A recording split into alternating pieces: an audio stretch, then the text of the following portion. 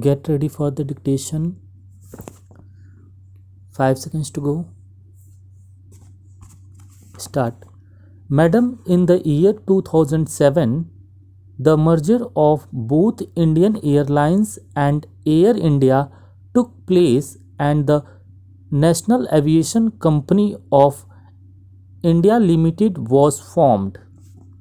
At the time of the merger, it was estimated that with the operational synergies alone, there would be a saving of rupees 832 crore in the first 3 months. Madam, I have the letter of the Common Action Group, which is the largest group of unions, which says that some people within the organization, some people in the higher management had sabotaged the merger, and that is why till date from one airport there are two airlines functioning. There are two types of operational staff. There are two types of commercial staff, and there are two types of ground support staff. One fourth belongs to the erstwhile Air India, and one fourth belongs to the erstwhile Indian Airlines.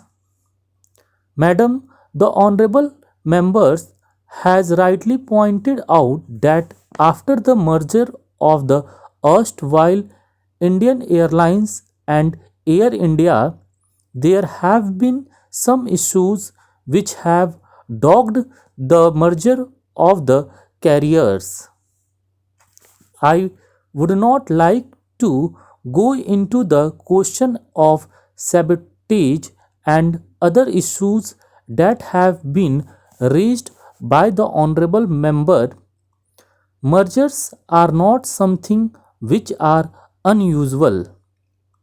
Even yesterday, the honorable members would have read in the newspapers that the two largest carriers in the United States are also being merged.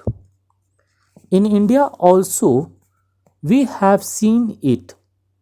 Across the world, many mergers have taken place. At the same time, certainly, there have been some issues which have not been to the best advantage of the carriers. I certainly feel that over a period of time, everybody in the organization will have to put more and more degree of emphasis to make sure that the synergy of the merger do accrue to the airlines. Madam, another issue which the honorable member has raised is about the issue of merger and demerger. All these issues are published in the press. Let us not go by that. I would like to say with a great degree of confidence that while there have been problems in the past, these problems are now being gradually resolved, and the extent of loss says what the honorable member has estimated will not be there. In fact, losses of the carriers have started coming down, and there is much more synergy to reduce overlapping and duplication costs. These are now being done. Madam, firstly, the merger was to take place in 3 months' time, but it has already taken more than 3 years, and on account of that, the nation had to bear the loss. My second question is about the companies annual bill which is at rupees 3100 crores for roughly about 32,000 employees, that they have. Going by this logic, the average salary per employee should be rupees 85,000. But contrary to this, the average salary of 80% of employees there is rupees 22,000, which makes it rupees 675 crore, and the average salary of 20% of the employees is 2500. There are huge productivity linked incentives being given to the employees in the management category. I would like to ask the Honorable Minister whether he would try to correct the imbalance in payment of salaries and productivity linked incentives and make it more equitable. The salaries of employees are decided by airlines in conjunction with the union. I am sure these are ongoing historical costs which are being incurred by the airlines. This is not something new. Employees are not being employed as of today.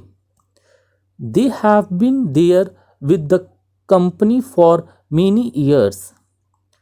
These have arisen out of various contractual agreements with the unions.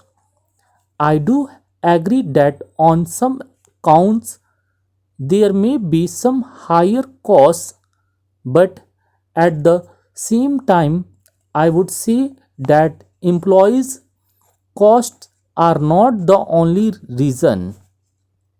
I repeat this, that though there have been a lot of media reports that employees would be the first to be on the receiving end, I do not wish to share that sentiment. In fact, I would like to state that the employee's cost is not the only cost which is sought to be trimmed.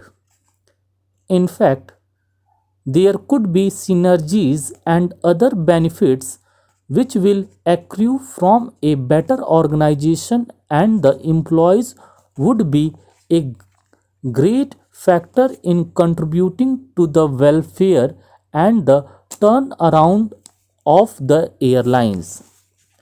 I can only assure the honorable members that, irrespective of the situation, the government is firmly committed to remedy the situation.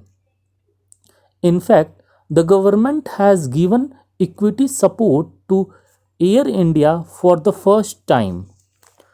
Contrary to impression which is being generated around by the media, I would like to state that in the history of Air India and Indian Airlines, the government had only so far contributed rupees 245 crore of equity.